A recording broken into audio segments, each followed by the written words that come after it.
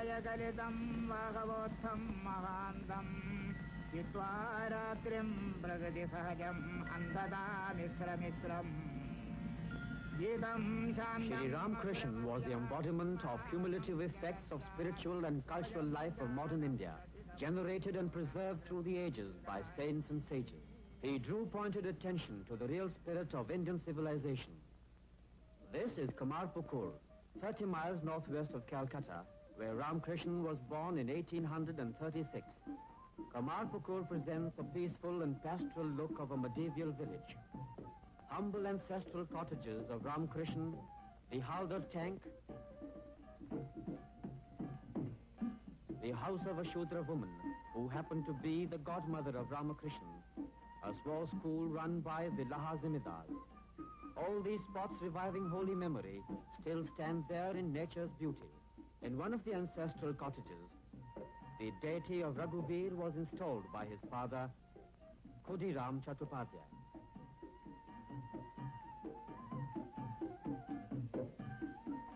This is the Shiva temple, where the advent of Ramakrishna was prognosticated.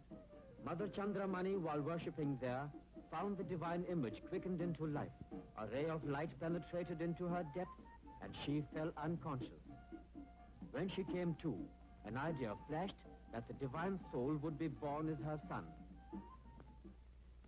The blessed moment arrived, and on the 18th of February 1836, child Ramakrishna was born before daybreak. Time rolled on and saw the simple child grow into adolescence, almost unnoticed, and then pass through extraordinary spiritual practices for 12 years. At last, a prophet of universal religion emerged to the modern world, proclaiming divinity in man, as many faiths, so many paths, and the harmony of all religions. The 11th of May 1951 saw the installation of a statue of Ramakrishna and his holy relics in a temple built and consecrated in his sacred memory. Here are some of the scenes from the ceremonies performed in this connection. Near the temple under the mango tree, once planted by the saint himself, the Yajna Mandap was erected for ceremonies performed on the previous day. Pandits from holy Banaras came to do the performance for 3 days from dawn to sunset. Sadhus and devotees gathered to witness the function. Over to Jairam Bhatti, the village home of Holy Mother Shardamani. This little village with cluster of cottages and sylvan surroundings presents a charming and simple rural scene. A beautiful temple consecrated in 1923 stands in her birthplace. Here a large number of devotees gather near the temple and start for Kamarpukur to participate in the celebrations.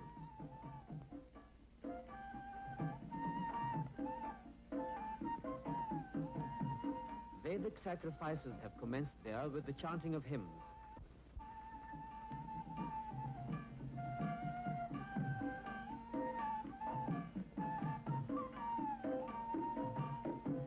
The blowing of conch shells gives signal to the start of a procession from the temple with sannyasis in the front and with pictures and relics of Ramakrishna, Shardamani and Vivekananda. Activities of the Yajna Mandap go on peacefully. Everyone is busy in the Yajna Mandap.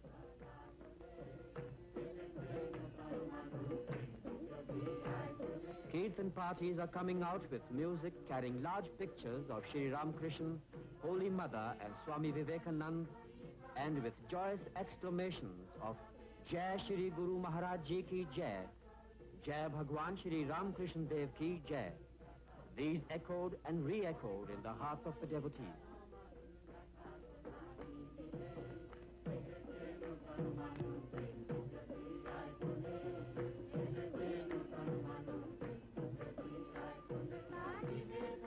Chanting of devotional hymns and prayers is proceedings in the sacrificial shed.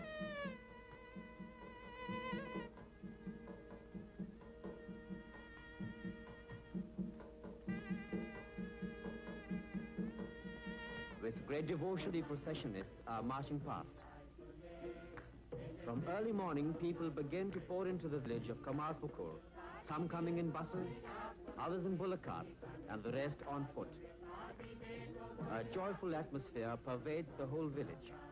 In the midst of all this gaiety, the solemn functions of the sacrificial shed continues unruffled. Indefatigable volunteers are controlling with exemplary patience and courtesy the movements of the vast multitude of people. The music parties singing and dancing in ecstatic joy have infused fresh life into the celebration. Yajna continues. A mile-long procession of dancing santals is heading its way from Jairambati to Kamarpukur with the brandish of their sticks. Here also a Kirtan party is accompanying.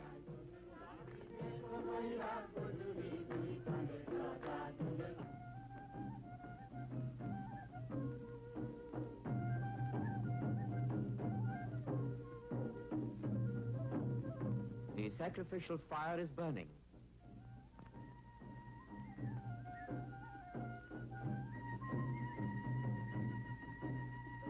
Another party is waiting to receive the procession at a nearby canal, which was the favorite resort of Sri Ramakrishna in his childhood. Women devotees carry a beautifully decorated picture of Holy Mother singing their way to Kamarpukur, 3 miles away, barefooted and bareheaded. The two combined processions move slowly towards the temple. As the procession moves on, the crowds continue to swell. It is by his spiritual power, as it were, all these devotees were drawn together on this memorable occasion. The sacrificial ceremony is coming to a close with the chanting of the last litany.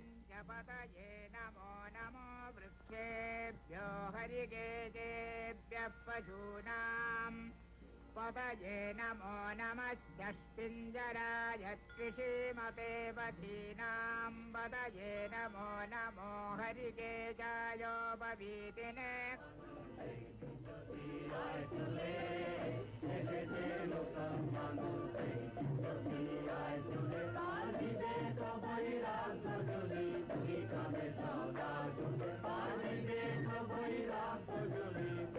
Luchaya vyadhinen nanam Pataye namo namo bhavasya hetye jagatam Pataye namo namo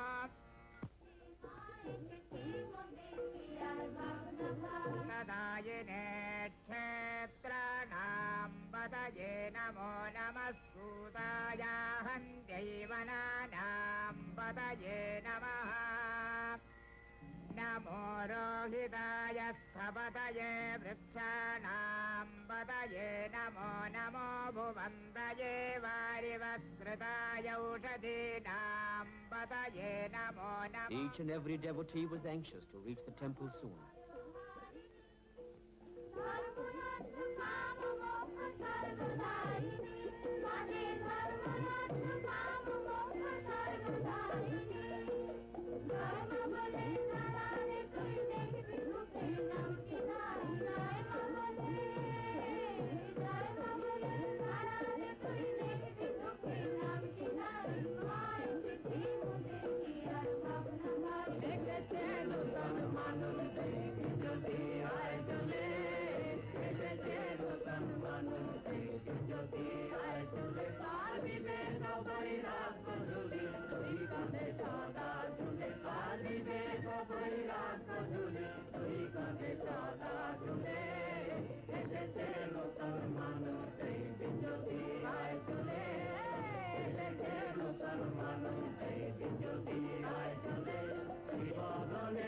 Here is the view of the fine temple consecrated to the memory of Sri Ramakrishna.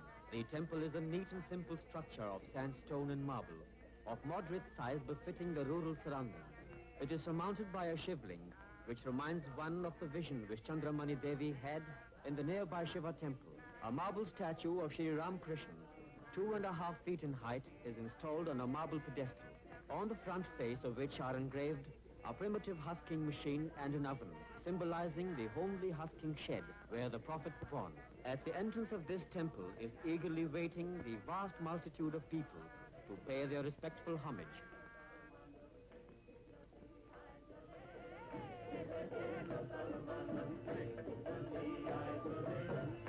Done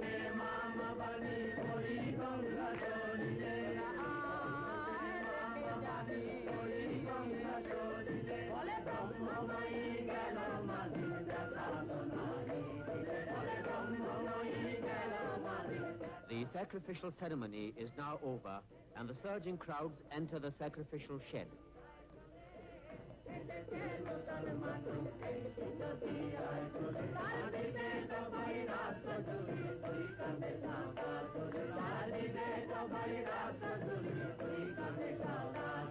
Still, they're coming in their thousands.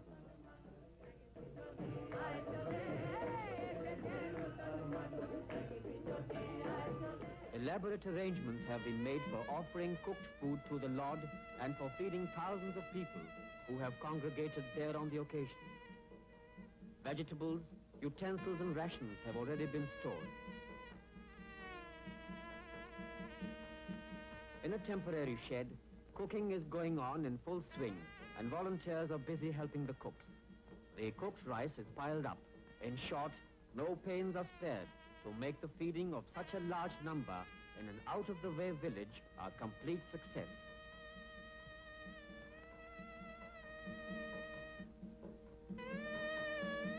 It is now time for partaking of prasad, sacramental food. People make their way towards the gate of the dining hall, enter it quietly in batches, and take their seats. Food is served in a simple fashion, and about 8,000 people are sumptuously fed. On the following day, the memorable occasion comes to a close. The huge congregation that had participated in the celebrations begins to melt away from the next morning. The sannyasis and devotees gather at the temple door to make their last obeisance to Shri Ramakrishna.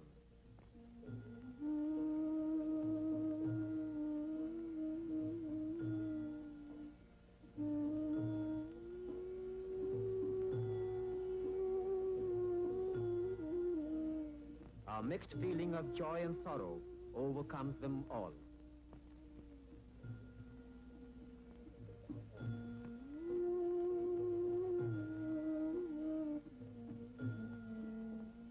The statue of Shri Ramakrishna suddenly appears to the devotees as vibrant with life.